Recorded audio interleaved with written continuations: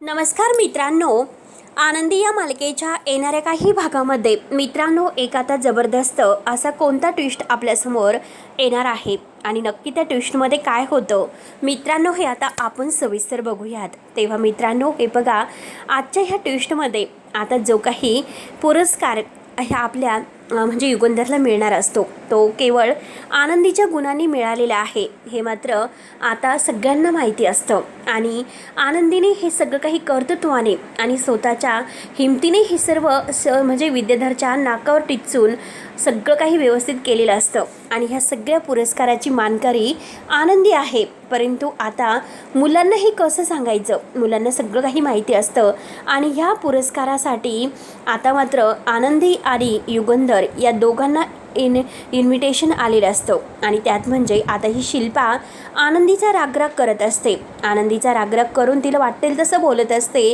परंतु युगंधरला मात्र असं वाटतं खरंच आपण चुकतोय, आपण आनंदीला बायकोचा हक्क का देत नसेल, आपण असं करायला नको, आपल्याला काहीतरी आता करायला हवं, आनंदीचे हक्क तिला द्यायला हवेत, आनंदीचे हक्क जर तिला मिळाले तर मात्र खरंच आपल्याला म्हणजे एक मनाला समाधान मिळेल, कारण आपण कुठपर्यंत आनंदीचं म्हणजे हे घेत राहायचं।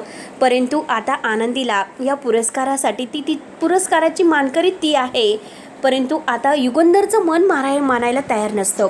आता घरातील सगळेजण आनंदीला म्हणजे सून म्हणून मानतात, पण शिल्पा आणि हे मुलांना माहिती नसतं। शिल्पा तर प्रत्येक वेळेस तिचा रागराग करत असते आणि मुलांना आता हे कसं समजायचं, एकतर इतक्या दिवसातून मुलंही जवळ आलेली आहेत आणि मुलं आता आपल्यासाठी इतकी महत्त्वाची आहे पुरस्कारापेक्षा। म्हणून युगंधर म्हणतो की जर आनंदी आणि मुलं यांच्यामध्ये घरात जर वादळ निर्माण झालं तर मात्र आता ह्या पुरस्काराचा मिळून उपयोग तरी काय, इतक्या दिवसातून आज घरामध्ये आनंदीमुळं इतकं वातावरण छान झालेलं आहे आणि मग आता हे सगळं पुरस्कारामुळे सत्य जर सगळ्यांच्या समोर आले तर काय करायचं, आणि त्यात म्हणजे आनंदीने सर्व काही सांगण्याचं ठरवलेलं असतं।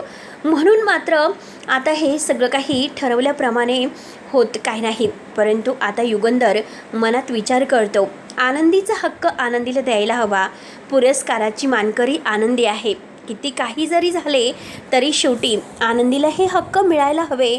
म्हणून मात्र युगंधर आता ठरवतो, आता त्याला असं वाटतं की काय करावं, तर आता आनंदी मात्र युगंधरचं मन समजावते। तर मित्रांनो आता युगंधर कसा म्हणजे ह्या परफॉर्मन्स या इन्व्हिटेशन जे काही त्याचं इंटरनॅशनल अवॉर्ड आहे तर त्याला मिळालेलं आहे आणि हे इंटरनॅशनल अवॉर्ड घेण्यासाठी तो आनंदीबरोबर जोडीने जातो आणि सगळीकडे त्यांचं कौतुक होऊन कसं मात्र आता त्यांना हे बक्षीस भेटलं जातं आणि ते त्यावेळेस मात्र युगंधर तेथे स्टेजवर आनंदीचं कसं कौतुक करणार आहे हे सगळं आपण ह्या व्हिडिओमध्ये बघणार आहोत। त्यासाठी मित्रांनो व्हिडिओ शेवटपर्यंत नक्की बघत राहा आणि जर तुम्ही आपल्या चॅनलवर नवीन असाल तर चॅनलला सबस्क्राईब करण्यासाठी मात्र विसरू नका। तेव्हा मित्रांनो हे बघा, आता ह्या मालिकेमध्ये आपण असं बघत आलो, आनंदी स्वतःच्या जीवाची पर्वा न करता सगळं काही ह्या घरासाठी करत असते, या घरची ती सून आहे, हक्काने मात्र आता ती जरी या घरात राहत नसेल पण ती स्वतःच्या मनाला समाधानकारक भेटावं, या घरात कुणाला आता असं आपल्यामुळे त्रास नकोय आणि कुणाला आपल्यामुळे मात्र काही असं भोगायला नको, या घरात जितके आपले हक्क आहे या घराला सगळं काही व्यवस्थित म्हणजे पारंपरिक जे काही परंपरा आहे त्याने सगळं काही व्यवस्थित व्हायला हवं। समिताताईंनी केलेलं स्वप्न आता यापुढे मला पूर्ण करायचं आहे। म्हणून आनंदी कसून आता मुलं आणि ही युगंधर यांच्यामध्ये जे काही आता हे एक दरी निर्माण झालेली होती ती पोकळी तिने भरून काढलेली असते। मायेच्या ओलाव्याने आता आनंदीने ह्या पृथ्वी आणि युगंधरला एकत्र आणलेलं असतं। पण मित्रांनो आता हा पुरस्कार इंटरनॅशनल पुरस्कार आहे आणि ह्या पुरस्काराने आता ह्या निंबाळकरांच्या घराचं नाव प्रसिद्ध होणार असतो आणि त्यासाठी कंपनीला इतका मोठा फायदा होणार आहे। परंतु आता युगंधर मात्र ह्या पुरस्कार घ्यायला जायला तयार नसतो, कारण त्याला असं वाटतं की आता आनंदी आणि मी जर जोडीने तेथे गेलो तर मात्र काय करायचं? मुलांना हे सत्य समजेल. जगासमोर तर हे सत्य आहेच, पण मुलांना जर हे सत्य समजलं तर मात्र काय करणार आहोत आपण? त्यासाठी आता म्हणजे हे पुरस्कारच घ्यायला नको, म्हणून मात्र आता युगंधर पुरस्कार घ्यायला नकार देत असतो. पण त्याच वेळेस मात्र आनंदी युगंधरला समजावते, हे बघा, या सगळ्याची मानकरी तुम्ही आहात आणि जर तुम्ही हा पुरस्कार घ्यायला गेला नाहीत तर मात्र कसं होईल? कारण आता इतक्या म्हणजे निंबाळकरांच्या घराचं मानाचं हे प्रतीक पुरस्कार आहे आणि त्याने जर पृथ्वीच्या ह्या प्रोजेक्टला जर फायदा होत असेल तर मात्र तुम्ही हा जो काही इन्व्हिटेशनचा कार्यक्रम आहे तर खरंच तुम्ही ते म्हणजे ह्या पुरस्काराला जा. त्यासाठी मी आता पृथ्वीची परवानगी काढते आणि पृथ्वीची परवानगी काढून तुम्हाला बरोबर जे काही योग्य वाटतं ते करा. परंतु माझं एकच म्हणणं आहे, जर तुम्ही या पुरस्कारासाठी गेले नाही तर मात्र समिताताईंना सुद्धा हे आवडणार नाही. कारण मुलांचं स्वप्न आहे अगदी उंच भरारी घेण्याचं आणि त्यात म्हणजे आता तुम्ही हे पुरस्कारला नाही गेले तर त्यांचे पंख छाटल्यासारखे होईल. मुलांना काय वाटेल? त्यावरती युगंधर म्हणतो की नको, आनंदी इतक्या दिवसातून आज आम्ही एकत्र आलो आणि जर हे सगळं काही त्यांना समजलं तेव्हा आनंदी म्हणते की हे बघा मालक साहेब, तुम्ही विचार करू नका, तुम्ही माझा विचार करू नका, कारण आता हा पुरस्कार तुमच्या मानाचा आहे, तुम्हाला जावंच लागेल. तेव्हा मात्र आता आनंदी समजावते. आनंदी म्हणते की हे बघा, किती काही झालं तरी मालक साहेब आज तुम्ही विचार करा आणि सकाळी काय होतं ते मला नक्की सांगा, कारण घरातील प्रत्येकाला वाटतं की तुम्ही हा पुरस्कार घेणार. तेव्हा युगंधर म्हणतो की आनंदी, जर आता मी तुला एक विचारलं तर तू तयार होशील का? त्यावरती आनंदी म्हणते की बोला मालक साहेब, जर या घरासाठी भलं असेल तर मी काही करायला तयार आहे. तर युगंधर म्हणतो की आनंदी, तू जर माझ्यासोबत जोडीने हा पुरस्कार घेण्यासाठी यायला तयार असेल तर मी आनंदाने तो पुरस्कार घ्यायला जाईल. हे ऐकल्यानंतर आनंदीला धक्का बसतो. आनंदी म्हणते की हे बघा मालक साहेब, आता मी कसं येऊ शकते? कारण मुलांना माहिती नाही की मी तुमची पत्नी आहे आणि त्यांची आई, आणि जर हे त्यांना सत्य समजलं तर काय करायचं? म्हणून मात्र आता मी हा पुरस्कार घेण्यासाठी नाही येऊ शकत, मला माफ करा. युगंधर म्हणतो की नाही आनंदी, तू विचार कर, तुला जे करता येईल ते तू कर, परंतु पुरस्कार घेण्यासाठी तुला यावंच लागेल, कारण याची खरी मानकरी तू आहे आणि जगासमोर आज मात्र मला हे सगळं सत्य आणायचं आहे. त्यावरती आनंदी म्हणते की पण त्या अगोदर मला मुलांच्या मनामध्ये हे सत्य सांगावं लागेल, कारण मी त्यांची सावत्र आई आहे आणि आता या घराची सून आणि तुमची पत्नी. कारण आता कोणत्या परिस्थितीत आपलं लग्न झालेलं आहे आणि नक्की हे सर्व काय झालेले आहे यासाठी मात्र आता मला हे सर्व समजावं लागेल. म्हणून आनंदीने आता मुलांना चिठ्ठी लिहिण्याचं ठरवलेलं असतं, कारण मालक साहेबांनी हा पुरस्कार घ्यावा असं तिला वाटतं. तेव्हा मात्र आता ती चिठ्ठीद्वारे आता ती सगळं काही मुलांना सत्य सांगण्याचं ठरवते. परंतु हा नालायक विद्याधर याने ती चिठ्ठी बदललेली असते आणि त्या जागी दुसरी चिठ्ठी ठेवून आता युगंधर आता इकडे बाजूलाच असतो. परंतु पृथ्वी जेव्हा ती चिठ्ठी वाचतो तेव्हा पृथ्वीसमोर वेगळंच काहीतरी भलतंच सत्य येतं. पण आरती पृथ्वीचे डोळे उघडते आणि पृथ्वीला म्हणते की पृथ्वी, हे बघ, किती काही झालं तरी तू आनंदीवर विश्वास ठेवायला हवा, कारण आनंदीला दिसत नाही आनंदी चिठ्ठी कसं लिहू शकते आणि चिठ्ठी मी लिहिलेली आहे आणि त्या चिठ्ठीत असं काही भलतं सलतं लिहिलेलं नाही. त्यामुळे तू आता विचार कर, ही चिठ्ठी कोणी बदललेली आहे? तेव्हा आता पृथ्वी म्हणतो की कोणी बदलली असेल आणि त्याच वेळेस आनंदी म्हणते की चिठ्ठी नक्की विद्याधरने बदललेली आहे.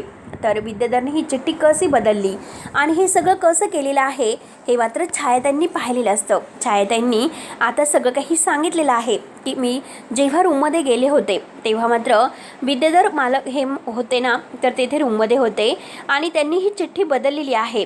हे ऐकल्यानंतर आता पृथ्वीला फार मोठा धक्का बसतो. पृथ्वी म्हणतो की काका, तू असं कसं करू शकतो? आणि त्याच वेळेस मात्र पृथ्वीला आता विद्याधरचा इतका राग आलेला असतो, यापुढे तुम्हाला आता काही जरी सांगण्याचा प्रयत्न केला आणि माझ्यामध्ये आणि आनंदीमध्ये आता जर तू फूट पाडण्यासाठी प्रयत्न केलास तर मात्र मी तुला सोडणार नाही. म्हणून मात्र आता सगळं काही हे व्यवस्थित होण्यासाठी आता जे काही करावं लागेल ते सगळं करायला मी तयार आहे. म्हणून मात्र आता सगळेजण आता हा पुरस्कार घेण्यासाठी जायला तयार असतात. सगळ्यांनी ठरवलेलं असतं की पुरस्कार घ्यायचा म्हणजे घ्यायचाच. त्यासाठी आता आनंदीची वेगळीच तयारी असते आणि आनंदी खूप छान तयार झालेली असते. युगंधरने तिच्यासाठी एक सुंदर साडी वगैरे आणलेली असते आणि ती साडी मस्त मात्र आता तो आपल्या हाताने ह्या म्हणजे आनंदीला देतो. आनंदी आता मात्र ह्या पुरस्कार घ्यायला तयार राहते, परंतु त्यांनी मुलांसमोर एक वेगळं सत्य सांगितलेलं असतं. मुलांना याबद्दल काही कळून दिलेलं नाही. त्यानंतर पृथ्वी हे सगळेजण मात्र आता हा पुरस्कार घेण्यासाठी गेलेले असतात आणि आता सगळेजण आता म्हणजे आनंदी आणि युगंधर यांच्या जोडीचं फार कौतुक करत असतात. आता सगळ्यांना मात्र इतकं छान वाटत असतं. आनंदी खूपच खुश असते. आता म्हणजे इतका प्रतिसाद मिळालेला असतो, इतकं छान वाटत असतं की आता ह्या सोहळ्यामध्ये येऊन याचे जो काही कार्यक्रम आहे त्यामध्ये आता सगळेजण विचारतात की म्हणजे पृथ्वी हे इतकं यश तू इतक्या लवकर कसं मिळवलं आणि हे सगळं काही कसं झालं. तेव्हा पृथ्वी आनंदीचं नाव सगळ्यांना सुचवत असतो. हे सगळं आनंदीमुळे झालेलं आहे. तर म्हणून मात्र आता ह्या यशाची खरी मानकरी आनंदी आहे असं जेव्हा आता युगंधर स्टेजवर बोलायला येतो तेव्हा आनंदीला हा पुरस्कार घेण्यासाठी पुढे आणलेलं असतं. आनंदी खूपच सुंदर दिसत असते.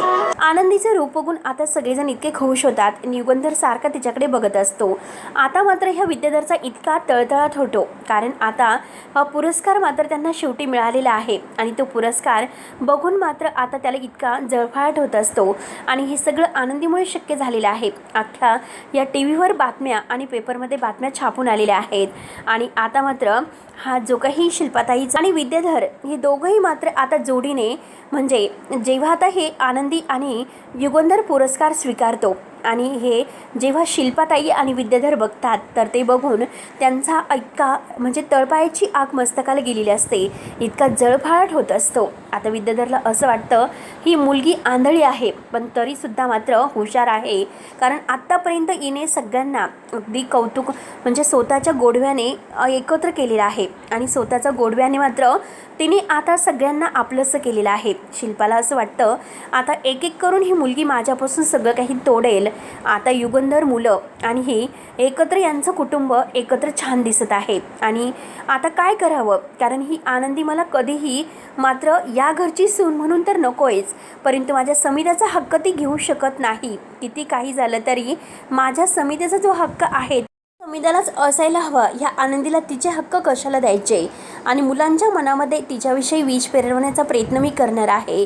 तेव्हा समिताने आता जे काही दृष्टांत युगंधरला दिलेला असतो आणि त्या दृष्टांतने मात्र तो खरंच तर जेव्हा समिता स्वप्नात येते आणि स्वप्नामध्ये मात्र आता ती सांगत आहे की तुला ह्या पुरस्काराला जावंच लागेल आणि पुरस्कारासाठी मात्र आता आनंदीच या मानकरी आहे. आनंदी या घरासाठी इतकं सर्व काही करते म्हणून मात्र आता समिताने स्वप्नामध्ये येऊन युगंधरचे डोळे उघडलेले आहे आणि तेव्हा मात्र तो पुरस्कार घ्यायला जायला तयार झालेला असतो. हे सगळं त्याला आता स्टेजवर आठवतं की तो पुरस्कार घेण्यासाठी कसं जायला तयार झाला. तेव्हा मित्रांनो आता पुढे नक्की काय होतं हे बघायला विसरू नका. तोपर्यंत धन्यवाद.